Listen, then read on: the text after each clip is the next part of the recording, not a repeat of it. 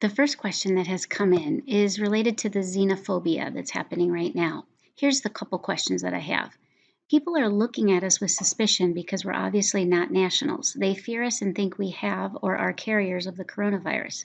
How do we adjust our expectations and interactions with nationals or locals that we don't know?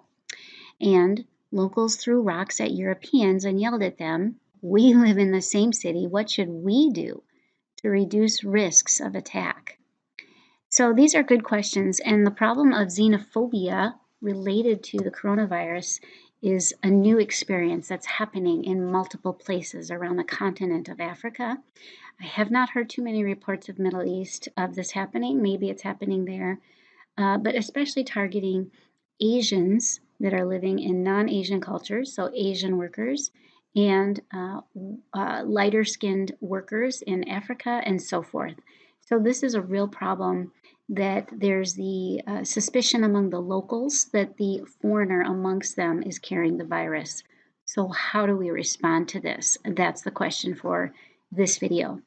So there's a couple of things we can do about that. First is just understanding that humans will fear and be angry about what they don't understand and maybe can't control. All right, so there's just that, and they will act out on that. So remembering in humanity that we would all respond in a similar way if we were in their shoes, and in that sense, having patience with it.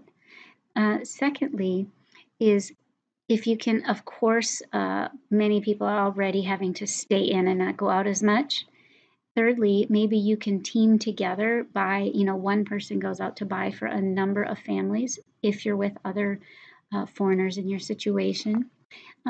Also, maybe trying to find the local neighborhood, in Afghanistan, the wakil, the neighborhood leader. If you can find somebody who has stature within the community who could go with you to the bazaar or to the shops, that might be a creative way. I remember going through the coup in Turkey, the attempted coup in Turkey. Some of my friends were in a real conservative part of Istanbul, and that area was much in line with the current ruler. And so they had local friends who advised them, first of all, to not go out, and secondly, to get 2 of the Turkish nationalistic t-shirts. And anytime they went out for the next 2 to 4 weeks, they were to wear the t-shirt until the emotions calmed down. And it was a real creative way, and they didn't get harassed when they went out. Is there something creative like that you could ask a local how you could be, in that sense, safer or more protected when you went to the bazaar? And maybe a local will have some creative insight that would help you that we just simply wouldn't know or even consider, like wearing a red t-shirt. Also, make sure you have your phone charged up and that you have enough minutes on your phone for an emergency. And use the buddy system. Even if you're isolated, you can tell somebody back outside your country when you're going to the grocery store and when you're expected back.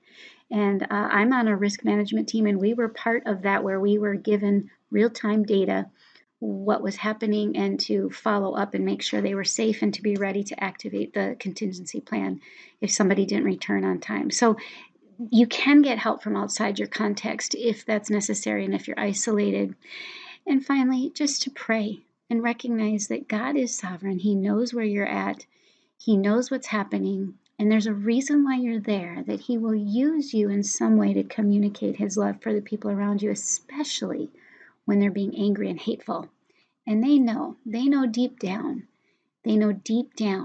that they're being angry and hateful, even if they don't understand the whole situation of the virus.